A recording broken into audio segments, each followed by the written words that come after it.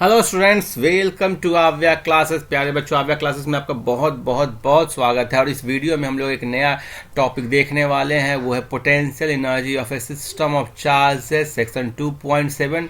सो आइए बिना समय गंवाए हुए देखते हैं, यदि एक से ज़्यादा चार्ज रहेगा, दो या दो से ज़्यादा चार्ज रहेंगे, तो उस केस में पोटेंशियल एनर्जी उस सिस्टम का क्या होगा। देखिए, हम लोग इसको इस फिगर से समझते हैं। जो फिगर दिया गया है, यहाँ पर दो चार्जेज हैं। पहला चार्ज है Q1 और दूसरा चार्ज है Q2। इनके बीच का पोटेंशियल एनर्जी मुझे कैलकुलेट करना है। इनिशियली सिस्टम को बनाने के लिए, सपोज करो कि यहाँ पर मैं सिस्टम को बना रहा हूँ। पहले हमको चार्ज Q1 को लाना होगा या Q2 को लाना होगा। सपोज करो कि मैं मान रहा हूँ कि चार्ज Q1 को लाया, एक इन्फिनिटी से एक प्लेस पे लाया जहाँ पर ये रखा गया है। अभी तो कोई भी चार्ज नहीं था, कोई भी फील्ड नहीं था, कोई भी फोर्स नहीं था। इन्फिनिटी से चार्ज Q1 को मैं ले करके आया, आपको यहाँ पर ला करके रख दिया प्लस Q1। जब कोई चार्ज नहीं था, इस पर कोई फोर्स नहीं लगा, किसी फोर्स के अगेंस्ट इसने कोई काम नहीं किया, तो अल्टीमेटली कोई इसमें पोटेंशियल एनर्जी स्टोर नहीं हुआ। मीन्स कि फर्स्ट चार्ज को इन्फिनिटी से किसी पॉइंट तक लाने में जो पोटेंशियल एनर्जी स्टोर होता है, उसका वैल्यू हुआ 0। अब ये चार्ज Q1 आ गया, तो ये अपने चारों तरफ एक इलेक्ट्रिक फील्ड क्रिएट किया। ठीक है, इसके चारों तरफ एक इलेक्ट्रिक फील्ड क्रिएट होगा। और अब चार्ज Q2 को लाना है। चार्ज Q2 आपको इन्फिनिटी पे, सपोज करो ये प्लस Q2 है, माइनस चार्ज के लिए हम लोग बाद में देखेंगे। प्लस Q2 चार्ज को यदि आप लाना चाह रहे हो R12 डिस्टेंस तक, यहाँ तक लाना चाह रहे हो, जब ला रहे होगे तो ये एक पर्टिकुलर पॉइंट पर रहेगा। दोनों प्लस चार्ज है तो इस पर एक फोर्स लगेगा, रिपल्सिव फोर्स F इलेक्ट्रोस्टैटिक। उसके अपोजिट डायरेक्शन में इक्वल एंड अपोजिट आप F एक्सटर्नल लगाओगे, ताकि विदाउट एक्सलरेशन वो आए इस पॉइंट तक। क्लियर है। इफ ये जो F एक्सटर्नल जो भी काम किया, ये इलेक्ट्रोस्टैटिक के अगेंस्ट काम किया, और ये आपको यही वर्क डन पोटेंशियल एनर्जी में स्टोर हो गया। किसी भी पर्टिकुलर पॉइंट पर, सपोज करो ये R12 पर, इस चार्ज Q1 के कारण जो पोटेंशियल होगा वो कितना हो जाएगा, ये होगा 1/4 pi epsilon not Q1/R12। Clear है। और ये पोटेंशियल को यदि आप चार्ज Q2 से मल्टीप्लाई कर दोगे, तो पोटेंशियल इनटू चार्ज आपको होता है पोटेंशियल एनर्जी के इक्वल। क्लियर है। जो वर्क डन होगा उसका वैल्यू होगा इसी के इक्वल होगा, बिकॉज आपको सारा का सारा वर्क डन पोटेंशियल एनर्जी में स्टोर्ड हो रहा है। वर्क डन हो गया 1/4 pi epsilon not Q1 Q2/R12। In fact आप चाहो तो ये वर्क डन का वैल्यू भी आप निकाल सकते हो। ठीक है, आप कोई एक जनरल पॉइंट ले लोगे, इसको हम लोग निकाल चुके जब हम लोग पोटेंशियल का फॉर्मूला डिराइव किए थे। तो क्लियर है, हम लोगों ने एक यूनिट चार्ज को लिया था और मीन्स कि Q2 का वैल्यू 1 रखा था, और तब वर्क डन का वैल्यू निकाला था। आप चाहें तो पिछला वीडियो में देख सकते हैं। क्लियर है। जब दो चार्ज के कारण हमने ये अरेंजमेंट बनाया, जिसमें कि इनके बीच का डिस्टेंस R12 था, तो पोटेंशियल एनर्जी का फॉर्मूला निकल के आया 1/4 पाई एप्सिलॉन नॉट। दोनों चार्ज का मल्टीप्लीकेशन और इसको डिवाइड करना है इनके बीच के डिस्टेंस से। अब सपोज करो कि 2 के बाद हम तीसरा चार्ज लाएंगे तो क्या होगा। उससे पहले आप देखो कि जो भी वर्क डन किया गया था वो पोटेंशियल एनर्जी के फॉर्म में क्यों स्टोर हुआ, क्योंकि इलेक्ट्रोस्टैटिक फोर्स कंजर्वेटिव फोर्स है। हम लोगों ने देख रखा है ये सारे कंसेप्ट्स, हम लोग स्टार्टिंग से देख रहे हैं कि electrostatic force, gravitational force, spring force, ये सारे कंजर्वेटिव फोर्स है। और कोई भी वर्क आप इन फोर्स के अगेंस्ट करोगे तो वो पोटेंशियल एनर्जी के रूप में ही स्टोर हो जाता है।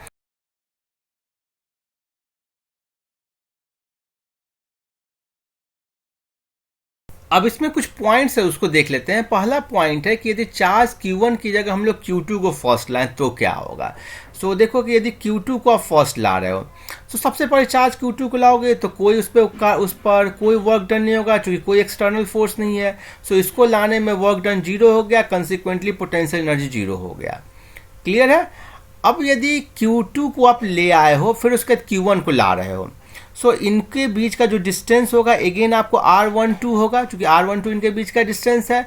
और तो R12 पर जो पोटेंशियल ड्यू टू Q2 होगा, ठीक है, उसको आप V2R12 से दिखा रहे हो, और इसका वैल्यू होगा, V2 का वैल्यू होगा 1/4 पाई एप्सिलॉन नॉट Q2/R12।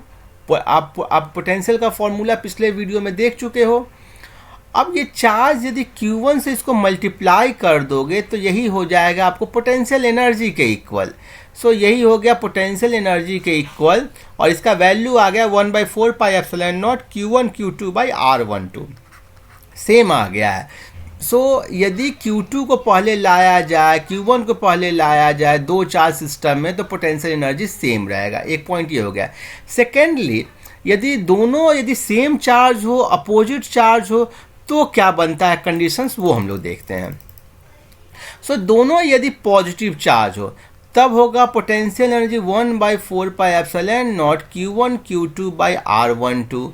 दोनों यदि निगेटिव चार्ज हो तो क्या होगा 1/4 pi epsilon not minus Q1 minus Q2/R12।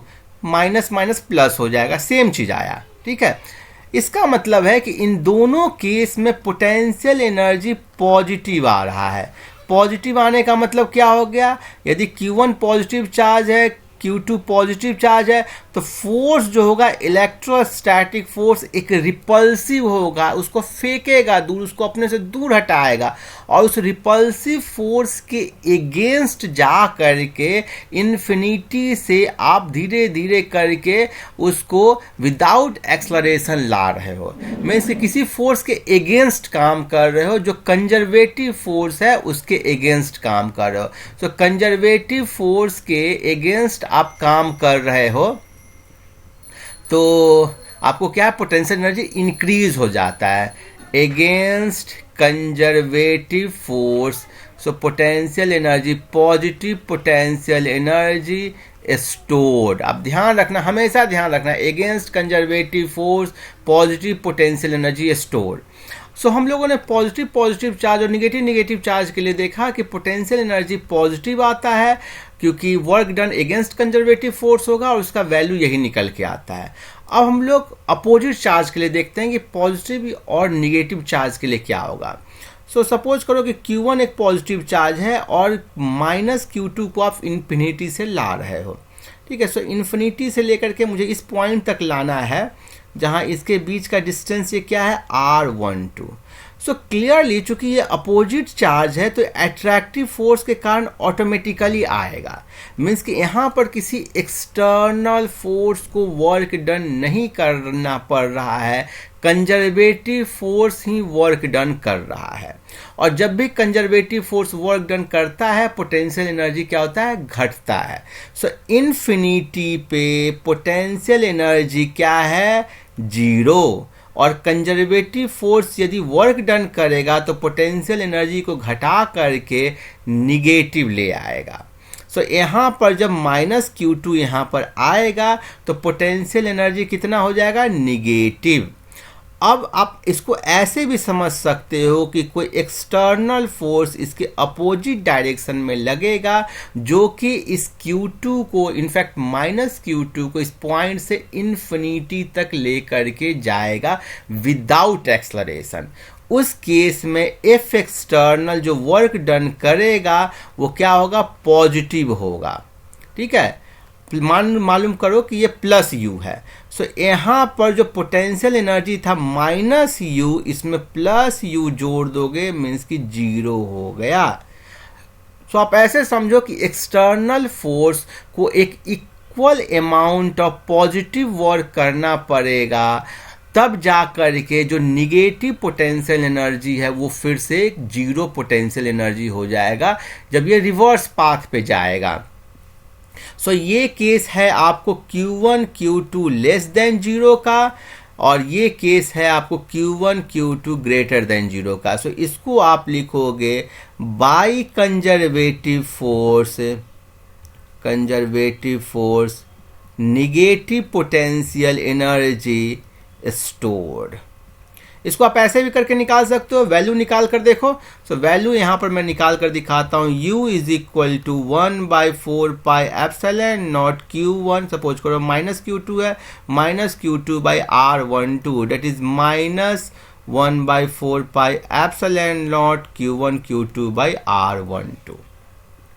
Clear है? देखो यही सारी बातें यहाँ पर लिखी गई है। Q1 Q2 ग्रेटर देन 0 होगा तो पोटेंशियल एनर्जी पॉजिटिव होगा, बिकॉज इलेक्ट्रोस्टैटिक फोर्स रिपल्सिव है और इस रिपल्सिव फोर्स के अगेंस्ट आपको इक्वल अमाउंट ऑफ वर्क करना पड़ेगा। जबकि Q1 Q2 यदि लेस देन 0 होगा तो इलेक्ट्रोस्टैटिक फोर्स अट्रैक्टिव होगा और positive amount of work done is needed against this force to take the charge from given location to infinity.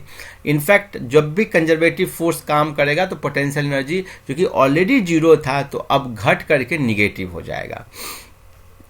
So I think ये समझ गए होंगे ये सब कंसेप्ट्स, कोई बहुत ज़्यादा ट्रिकी चीज़ नहीं है। ये तो आपको 2 सिस्टम ऑफ चार्जेस के कारण हम लोगों ने देख लिया। अब 3 सिस्टम ऑफ चार्जेस के कारण देखते हैं, जब Q1 Q2 Q3 तीनों है तब क्या होगा।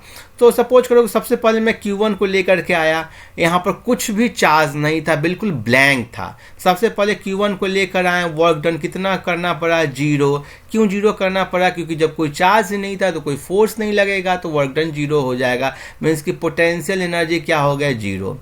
जब आप Q2 को लाए, Q1 यहाँ पर था, जब Q2 को लाए यहाँ पर, इनके बीच का डिस्टेंस R12 रखे तो इस Q1 के कारण फोर्स लगा, एक पोटेंशियल एनर्जी बना और उस पोटेंशियल एनर्जी का वैल्यू क्या होगा, Q2 इंटू V। आपको जब मालूम है Q1 के कारण potential, so V due to Q1 at point R2 बोलो। R2 मतलब सेकेंड चार्ज का डिस्टेंस और ये R2 वेक्टर है जिसका वैल्यू है, R2 वेक्टर का वैल्यू है R12। ठीक है?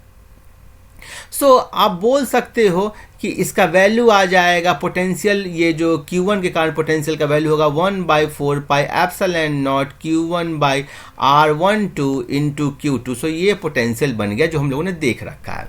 क्लियर है? अब आप सपोज करो कि ये दोनों चार्ज आ चुका है, सो तीसरा चार्ज जब Q3 को लाना चाहोगे तो इसको ना दोनों के कारण, यदि सपोज करो कि पॉजिटिव चार्ज है तो दोनों के कारण रिपल्सिव फोर्स ये फील करेगा। सपोज करो कि माइनस इन्फिनिटी इस तरफ है, इन्फिनिटी इस तरफ है और इधर से चार्ज आ रहा है। सो इस फोर्स के कारण जो इसको लाओगे तो इसमें पोटेंशियल एनर्जी इन दोनों के कारण, रिपल्सिव फोर्स लग रहा है उसके कारण लगेगा और जो वर्क डन होगा, वर्क डन W, वो पहले चार्ज Q1 के लिए निकालोगे तो Q1 इंटू V, आप बोलोगे V1R3, ठीक है, प्लस Q1 के कारण तो देख लिए, सॉरी यहाँ पर Q3 बोलोगे ना क्योंकि चार्ज आप Q3 को ला रहे हो, प्लस Q3 चार्ज को ला रहे हो, किसके कारण ला रहे हैं और किस पोटेंशियल के अगेंस्ट ला रहे हो, Q2 के अगेंस्ट, तो V2R3। क्लियर है? कोई दिक्कत नहीं होना चाहिए। ये जो वर्क डन है यही आपको पोटेंशियल एनर्जी में स्टोर्ड हो जाएगा और इसका वैल्यू कितना हो जाएगा, Q3 इंटू V13 हो जाएगा 1/4 pi epsilon not Q1 by R13। 1 से डिस्टेंस इसका कितना, R13 है। देखो एज ए जनरल पॉइंट के लिए पहले पोटेंशियल निकाला गया, एज ए जनरल पॉइंट पर जो पोटेंशियल इसके कारण होगा, आपको मालूम है कि पोटेंशियल को बिल्कुल हम लोग आलू प्याज की तरह जोड़ सकते हैं, कुछ दिमाग नहीं लगाना है, वेक्टर वेक्टर कुछ नहीं, स्केलर है, सिंपल निकालो वैल्यू और डाल दो। क्लियर है? सो जनरल पॉइंट के लिए ये निकाला और इसको जब आप चार्ज Q3 से मल्टीप्लाई करोगे तो पोटेंशियल इंटू चार्ज होता है पोटेंशियल एनर्जी या work done to bringing the charge from infinity to that point. So ये हो जाएगा plus Q3 into 1/4 pi epsilon naught Q2 by R23। Q2 से Q3 का जो चार्ज का डिस्टेंस है वो R23 से दिखाया गया है, Q1 से Q3 का जो डिस्टेंस है वो R13 से दिखाया गया है। सो अब आप इनको जोड़ दोगे तो यही वैल्यू निकल के आ गया। सो बेसिकली जो पोटेंशियल 3 चार्ज सिस्टम में आ गया वो क्या क्या चीज़ आया, ठीक है, वो आया आपको दिस, ये वाला प्लस इन दोनों को लाने पर जो बना था, Q2 को लाने पे जो बना था वो क्या था, वो पोटेंशियल था plus 1/4 pi epsilon not Q1 Q2 by R12। सो इन तीनों को जोड़ने पर आपको नेट पोटेंशियल एनर्जी हो जाएगा। और चूंकि ये सारा वर्क डन है, पोटेंशियल एनर्जी नहीं है, सारा वर्क डन है और कंजर्वेटिव नेचर है इलेक्ट्रोस्टैटिक फोर्स का, just like spring and gravitational force. So ये सारा जो है ना आपको किस में स्टोर हो जाएगा, पोटेंशियल एनर्जी में स्टोर हो जाएगा। और ध्यान देने वाली बात है कि इंडिपेंडेंट ऑफ पाथ है, ये जो Q1 Q2 Q3 बनाए आप, Q1 Q2 और Q3 बनाए, इसको आप Q2 को आप या तो ऐसे लाओ, ऐसे लाओ, कैसे भी करके लाओ, Q3 को ऐसे ही पूरा ब्रह्मांड घुमा करके लाओ, यहाँ पर कोई फर्क नहीं पड़ रहा है, बिकॉज पोटेंशियल पॉइंट फंक्शन होता है। सो पाथ पर ये डिपेंड नहीं करेगा, ठीक है। So it is independent of the manner in which the configuration is assembled. कैसे असेंबल किया गया उस पर मतलब नहीं कर रहा है, केवल ये प्रेजेंट स्टेट ऑफ कन्फिग्रेशन पर डिपेंड करता है, न कि कैसे उस स्टेट को अचीव किया गया है। मेथड इंपॉर्टेंट नहीं है, एंड रिजल्ट इंपॉर्टेंट है, समझ गए, ठीक है। अब ये एग्जाम्पल 2.4 देखते हैं। सो आपको वैसे ही एन चार्ज है, सपोज करो मैं एन चार्ज के लिए बोल दूं, मैं एक बार एक जनरल फॉर्मूला भी बना देता हूं, एन चार्जेस के लिए रहेगा। तो आपको क्या करना है कि दो दो चार्ज का सेट लेना है।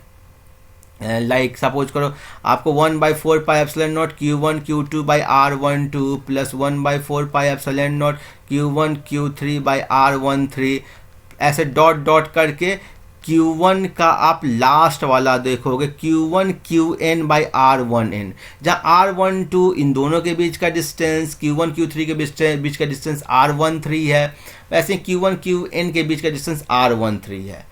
तो आपने Q1 का सबसे के साथ कॉम्बिनेशन बना दिया, अब प्लस करो Q2 का कॉम्बिनेशन बनाओ। तो Q2 का Q1 के साथ कॉम्बिनेशन बन चुका है यहाँ पर, लेकिन 1/4 pi epsilon naught Q2 Q3 by R23 plus dot dot करते जाओ, ठीक है। और कहाँ तक करोगे कॉम्बिनेशन बनाओगे, इसको n चार्ज तक कॉम्बिनेशन बना दोगे। कुछ नहीं करना, सिंपल आपको जोड़ते चल जाना है, थोड़ा सा आपको Q2 QN बाई R2N, ठीक है। अब फिर Q3 के साथ कॉम्बिनेशन बनाओ, तो क्या हो जाएगा 1/4 pi epsilon not, Q1 Q3 का कॉम्बिनेशन बन चुका है, Q2 Q3 का बन चुका है। सो करोगे Q3 Q4 से कॉम्बिनेशन बनाओगे R34, और फिर ऐसे ही n तक बनाओगे। सो ऐसे ही करते आप सारे टर्म को जोड़ दोगे तो आपको n चार्ज के लिए पोटेंशियल निकल जाएगा। सो ये जो न्यूमेरिकल हम लोग सॉल्व करेंगे, इसमें आपको 4 अलग अलग चार्जेस हैं उसके लिए किया गया है। और ध्यान देना कि सेम चार्जेस होगा तो पोटेंशियल एनर्जी पॉजिटिव होता है, अपोजिट चार्ज होगा तो निगेटिव होगा।